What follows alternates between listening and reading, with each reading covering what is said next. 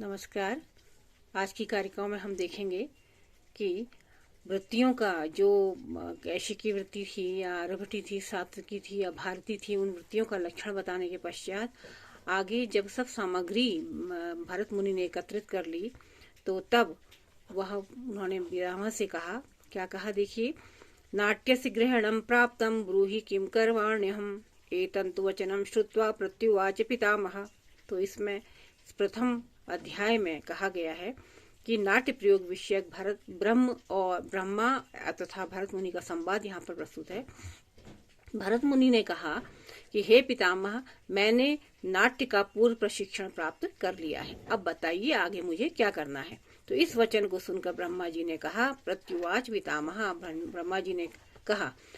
तात्पर्य क्या निकला इसका तात्पर्य यह निकला कि भरत मुनि ने अपने पुत्रों सहित चारों वृत्तियों में नाट्य प्रयोग का पूर्ण प्रशिक्षण प्राप्त करने के पश्चात ब्रह्मा जी से निवेदन किया कि अब वे नाट्य वेद का पूर्ण प्रयोग करने का अनुभव उन्हें हो गया है, तो कृपया आगे मार्गदर्शन करिए कि आगे क्या करना चाहिए। तो यहाँ पर पूर्ण प्रशिक्षण से अभिप्राय क्या मतलब है कि भारती, सात्वती, आर्यभट्टी और कैशिकी वृत्तियों के समायोजन से यहाँ पर तात्पर्य लिया गया है। तो ब्रह्मा जी ने कहा, महानयम प्रयोगस्य समयः प्रत्युपस्थितः अयं ध्वजमः श्रीमान् महेन्द्रस्य प्रवर्तते अत्रेदानीम् अयं वेदो नाट्यसंज्ञं प्रयुज्यताम् ततस्तस्मिन् ध्वजमहे निहतासुरदानवे प्रहष्टामर संकीर्णे वीरमहेन्द्र विजयोत्सवे पूर्वं कृता मया नान्दी ह्याशीर्वचन संयुक्ता अष्टांगपद संयुक्ता विचित्र वेद निर्मिता।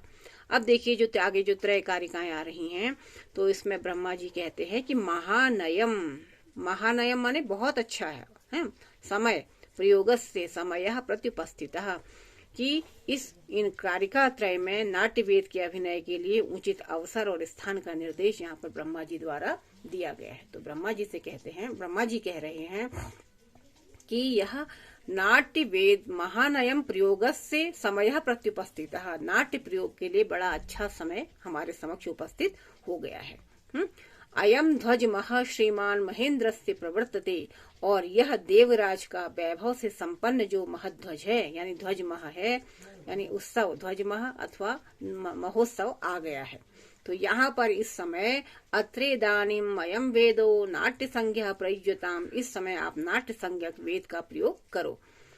तब ततस्मिन ध्वजमहे निहतासुर दानवे, और ये ध्वजमह कौन सा है? ये ध्वजमह जो है यह देव और दानवों का जब युद्ध हुआ था तो उसके निर्विक असुरों को जब उसमें पराजित कर दिया गया था, तो उससे हर्ष को प्राप्त देवों की जो भीड़ थी, देवों का जो समूह था, उससे युक्त महेंद्र के विजयोत्सव पर मैंने सर्वप्रथम आशीर्वाद से युक्त और अष्टांगपदी होने के कारण विचित्र और वेद निर्मित नांदी का पाठ किया था।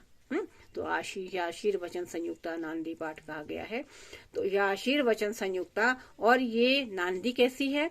अष्टांग पद संयुक्ता विचित्रा वेद निर्मिता, यह अष्टांग पद युक्त, एक तो आशीर्वाद से युक्त वचन इसमें है, दूसरा अष्टांग पदी है, इसलिए यह विचित्र तो है लेकिन वेद निर्मित यह नांदी है।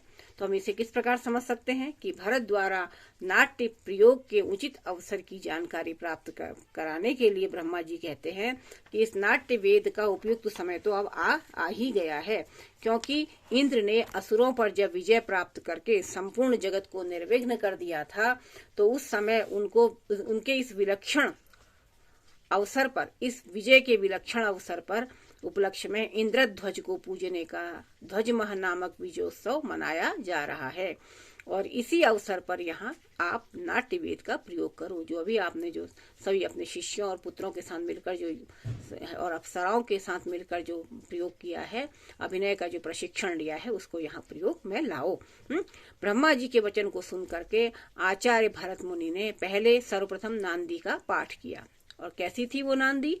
8 वाक्यों से युक्त होने के कारण, 8 पदों से युक्त, विचित्र थी किंतु वेद निर्मित थी, वेद में उसका वर्णन किया गया था। अब इसमें देखिए इंद्रध्वज का प्रयोग, ध्वजमह शब्द का प्रयोग किया गया है। तो ध्वजमह, इंद्रमह, इंद्रमख, ये सभी नामों से प्रसिद्ध यह देवराज इंद्र की असुरों पर विजय के उपलक्ष्य में मनाया जाता है। और रामायण के अनुसार यदि हम देखें तो इसका समय आश्विन मास की पूर्णिमा के दिन यह उत्सव मनाया जाता रहा है। अब नांदी के 8 पदों की चर्चा की गई है। वो 8 पद क्या है देखिए, नाम, आख्यात, उपसर्ग, निपात, समास, तद्धित, संधि और विभक्ति। ये 8 पद हो गए, ये 8 अंग माने गए हैं नांदी के। और विचित्रा पद जो नांदी का है वह अनेक विधता को उसकी सूचित करता है। जैसे ताल के आधार पर त्रिपदा, चतुष्पदा, षटपदा, अष्टपदा, द्वादशपदा, षोडशपदा और आदि, इस प्रकार से नांदी के 6 भेद माने जाते हैं। तो 6 भेद कौन कौन से हो गए? त्रिपदा, चतुष्पदा, षटपदा, अष्टपदा, द्वादशपदा और षोडशपदा। ये 6 भेद हो गए इसके।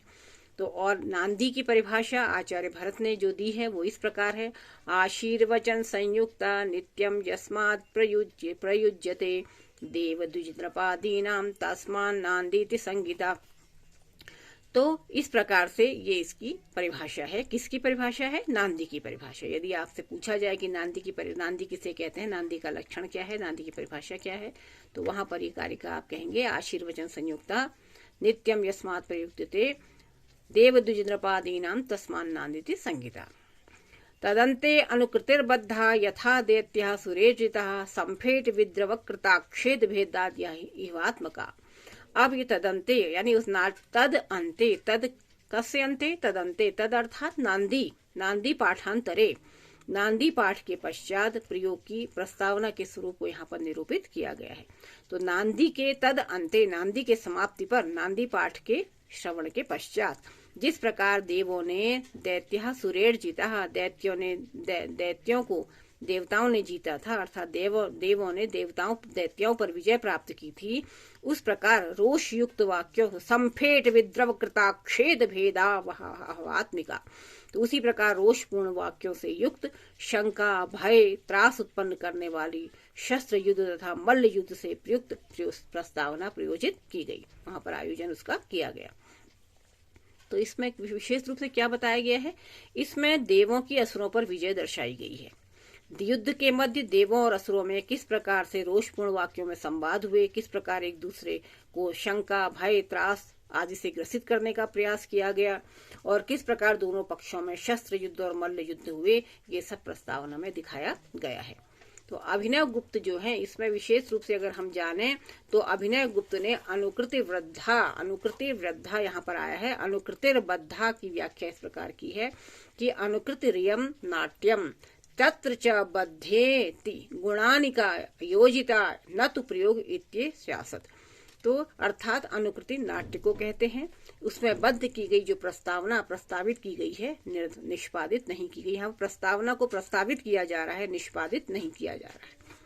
फिर आगे क्या होता है देखिए कि ततो ब्रह्मादयो देवा प्रयोग परितोषिता प्रदुर्हुष्ट मनसा सर्वोपकरणानिनः प्रीतस्तु प्रथमं शक्रो दत्तवान् स्वं ध्वजं शुभम् ब्रह्मा कुटिलकं चैव भृंगारं वरुणं शुभम् सूर्यश्छत्रं शिवं सिद्धिं वायुर्व्यजनमेव च विष्णुं सिंहासनं चैव कुबेरो मुकुटं तथा श्राव्यत्वं प्रेक्षणीयस्य ददौ देवी सरस्वती शीशा ये देवगन्धर्वा यक्षराक्षससपन्नगा तस्मिन् सदस्य विप्रेतान् तानाजाति गुणाश्रयान् अंशाशैर्भाषितं भावन् रसानुरूपं बलं तथा प्रददुः मत्सुतेभ्यश्च चित्रमाभरणं बहु। अब आगे जो कारिकाएं दी गई हैं, षड कारिकाएं मैंने आपका वाचन अभी यहाँ पर किया, तो इन षड कारिकाओं में बताया गया है कि ततो ब्रह्मादयो देवा अर्थात ब्रह्मा जी ने जो प्रस्तावना पहले प्रस्तुत की गई थी, जो नांदी पाठ से युक्त प्रस्तावना प्रस्तुत की गई थी, तो उसमें इस षड कारिकाओं में ग्रंथकार ने नाट्य के प्रयोग से संतुष्ट देवताओं के द्वारा भरत को तथा उनके शिष्यों को प्रदान की गई अनेक प्रकार की नाट्योपयोगी वस्तुओं का वर्णन यहाँ पर किया है। क्या नाट्योपयोगी वस्तुएं? देखिए कि इस प्रयोग को देख करके नांदी पाठ के अनंतर देवगण संतुष्ट हो गए और उन्होंने प्रसन्न मन से सबको उपकरण प्रदान किए। जो जो उपकरण उनके पास थे उन्होंने प्रदान किए। कैसे उपकरण थे और कैसे प्रदान किए गए? सर्वप्रथम जो देवराज इंद्र हैं उन्होंने प्रसन्न होकर के अपना शुभ ध्वज प्रदान किया और जिसको हम इंद्र महोत्सव महाध्वज कहते हैं, वो शुभ ध्वज प्रदान किया। उसके पश्चात इंद्र ब्रह्मा जी ने वक्रदंड दिया, वरुण ने कल्याणकारी कमंडल दिया, सूर्य ने छत्र दिया, भगवान शिव ने देवी और मानुषी सिद्धियां दी, वायु ने पंखा, विष्णु ने सिंहासन तथा कुबेर ने मुकुट प्रदान किया। अब इसकी इतनी जब सामग्रियां प्रदान हो गईं तो उसके पश्चात वाग देवी सरस्वती जो है उन्होंने इस दर्शनीय नाटक को सुने जाने का सौष्ठव माने क्षमता प्रदान कर दी। इसके अतिरिक्त उस सभा में विद्यमान जो अन्य देव, गंधर्व, यक्ष, राक्षस, पन्नग थे, उन्होंने भी प्रसन्न होकर मेरे पुत्रों से तात्पर्य क्या है यहाँ पर? भरत के पुत्रों को, यानी वो नाट्य मंचन तो वही कर रहे हैं ना, नाट्य के अभिनय कर रहे हैं, तो ऐसे मेरे पुत्रों को, भरत के पुत्रों को नाना जातियों और गुणों पर आश्रित रसों और भावों को प्रदान किया और साथ ही अपने अंशों से भाषित रूप माने सौंदर्य प्रसाधन, बल, कायिक, अभिनय और विभिन्न प्रकार के आभूषणों का शिक्षण प्रदान किया। तो विभिन्न लोगों द्वारा, विभिन्न देवताओं, पन्नगों इत्यादि के द्वारा विभिन्न प्रकार की सामग्री भरत के पुत्रों को प्रदान की गई। देवताओं ने, अब इसे अगर हम दूसरे रूप में समझें तो देवताओं ने भरत मुनि को क्या क्या नाट्योपकरण प्रदान किए, इसके स्पष्ट करते हुए शास्त्रकार कहते हैं कि सबसे पहले इंद्र ने क्या दिया? अपना ध्वज दिया, जो कि विजय का प्रतीक था, मंगल ध्वज प्रदान किया। तत्पश्चात ब्रह्मा जी ने वक्रदंड दिया। वक्रदंड, वक्र का अर्थ कुटिल होता है, वक्रदंड जिसको कि विदूषक धारण करता है, विदूषक के लिए उपयोगी होता है। वरुण देवता ने कमंडल प्रदान किया, सूर्य ने छत्र प्रदान किया, और छत्र किस लिए आवश्यक था? जो आतप निवारण के लिए था। भगवान शिव ने देवी और मानुषी सिद्धियां प्रदान की, जिससे नाट्य प्रयोग सिद्धि रूप फल प्रदान करने में सक्षम हुआ।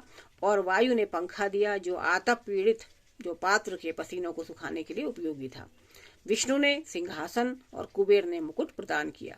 मुकुट यानी कि जो राजा आदि के लिए सिंहासन और मुकुट दोनों का प्रयोग राजा आदि के रूप में अभिनय करने वाले पात्रों के लिए उपयुक्त उपकरण था।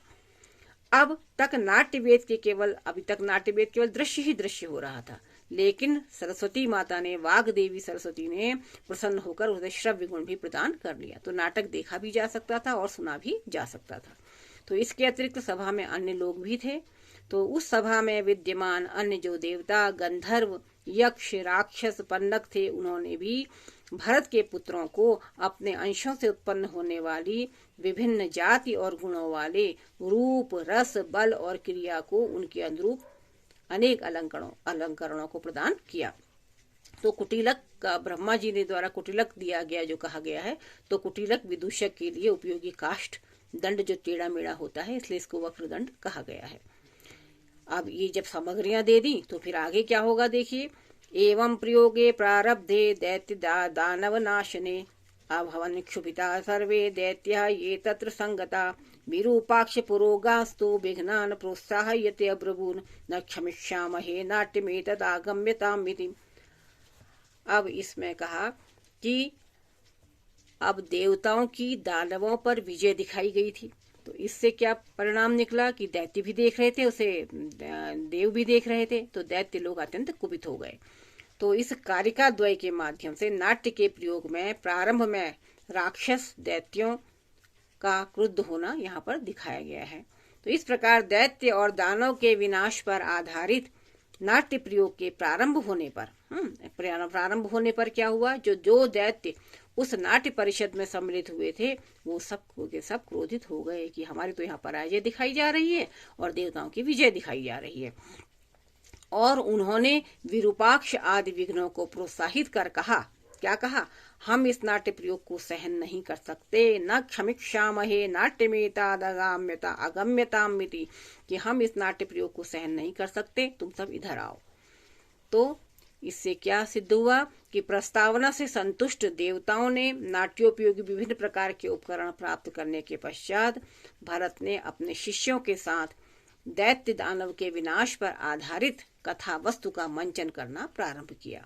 तो उसको देख करके परिषद में बैठे हुए कुछ दैत्य भी देख रहे थे उसे, तो परिषद में बैठे हुए दैत्यों को बड़ा क्रोध आ गया और उन्होंने विरूपाक्ष आदि विघ्नों को आमंत्रित किया और कहा कि इस नाट्य में विघ्न उपस्थित किया जाए, क्योंकि यह नाट्य हमारे अनुकूल नहीं है। तो विरूपाक्ष शब्द जो यहाँ पर है, तो विरूपाक्ष इस नाटक में विघ्न उपस्थित करने वाले दैत्यों का नेता था, इसलिए उसे विरूपाक्ष को विघ्न उपस्थित करने के लिए कहा गया। ततस्ते सुरेशार्धम विघ्ना माया मुपाश्रिता वाचश्चेष्टां स्मृतिं चैव स्तंभयन्ति स्मृत्यताम्। अब ये दैत्यों द्वारा क्या क्या विघ्न उपस्थित किए गए इसका वर्णन इस कारिका में किया गया है कि ततस्ते तदनंतर उन विघ्नों ने माया मुपाश्रिता असुरों के साथ माया तथा छल का आश्रय लेकर के नृत्य करते हुए वाचश्चेष्टां स्मृतिं चैव संभयन्ति स्म नृत्यताम्। नृत्य करते हुए क्या किया, पात्रों की वाणी और स्मरण शक्ति को नष्ट कर दिया है। अपने उन्होंने तरह तरह के उपद्रव वहां करने प्रारंभ कर दिए। तो असुरों से आज्ञा लेकर के विघ्न जो विरूपाक्ष जो नेता है उनके, वो विघ्नों से ने अपनी अपनी माया का आश्रय लेकर के रंगमंच पर नृत्य करते हुए पात्रों की वाक शक्ति को नष्ट कर दिया, और जिससे कि उनकी स्मरण शक्ति भी नष्ट हो गई, जिससे कि वह भूल गए कि हमें आगे क्या नाट्य का मंचन करना है और क्या नाट्य में अभिनय करना है। तो इसलिए वो किंकर्तव्य विमूढ़ से हो गए। तो माया से तात्पर्य यहाँ पर क्या है, ऐन्द्रजालिक विधा से है। राक्षसों का इस विधा के साथ बड़ा संबंध होता है। तथा विध्वंसनम दृष्ट्वा सूत्रधारस्य देवराट कस्मात् प्रयोग वैषम्यम इति उक्त्वा ध्यानमाविशत्। अथा पश्यत दो विघ्ने समन्तात् परिवारितम सहेतरे सूत्रधारम नष्ट संयम जडीकृतम। अब इंद्र को बड़ा आश्चर्य हुआ। इंद्र ने कहा कि अभी अभी तो ये मंचन चल रहा था और अभी अभी ये क्या हो गया कि अब उन्होंने इस कारिकाओं में, इन दो कारिकाओं में, इन कारिका द्वय में इंद्र के द्वारा विघ्नों का संज्ञान दिया जाना दिखाया गया है। तो देवराज इंद्र ने सूत्रधार का इस प्रकार संबंध देख करके नाटक में यह विषमता कैसे उत्पन्न हो गई, यह कह करके वो ध्यानमग्न हो गए, माना ध्यानस्थ हो गए, सोचने लगे, ध्यान पूर्वक देखने लगे कि किस कारण यह उपद्रव यहाँ पर हो गया है। तो ध्यान लगाने के पश्चात अथा पश्यत तदो विघ्ने, उन्होंने देखा कि चारों ओर से घेर लिए गए हैं और परिषद के अन्य पात्रों के साथ संज्ञा शून्य और जड़ बना दिए गए हैं। कौन है ये, सूत्रधार। सूत्रधार को इन्होंने देखा कि बिल्कुल किंकर्तव्य विमूढ़ की स्थिति में ये खड़ा है सूत्रधार यहाँ पर, ऐसा क्या कारण है। तो उन्होंने अपने ध्यान लगा करके पता किया, ज्ञात हुआ उन्हें कि परिषद के अन्य पात्रों के साथ साथ संज्ञा शून्य और जड़ बना दिया गया है सूत्रधार को, इसीलिए आगे का मंचन नहीं हो पा रहा है। फिर उसके बाद अब उत्साहपूर्वक, एक तो पहले तो अभिनय उत्साहपूर्वक चल रहा था, सूत्रधार और पात्र जो थे वह अपने अपने अभिनय को कर रहे थे, लेकिन अचानक क्या हो गया, सहसा ही स्तंभित हो गए। तो देवराज इंद्र के मन में विचार आया कि यह विघ्न अर्थात यह विघ्न अचानक उत्पन्न हो कैसे गया। इस तथ्य को जानने के लिए ध्यान में जाकर वस्तु स्थिति को जानने का उन्होंने प्रयास किया।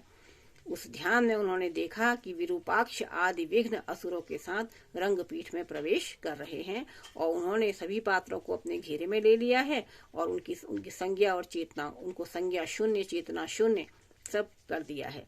तो इसमें हम विशेष रूप से यह कह सकते हैं यहाँ पर कि भारतीय संस्कृति की मान्यता के अनुसार योग द्वारा भूतकालीन और भविष्यकालीन अदृष्ट घटनाओं का प्रत्यक्षीकरण किया जा सकता है।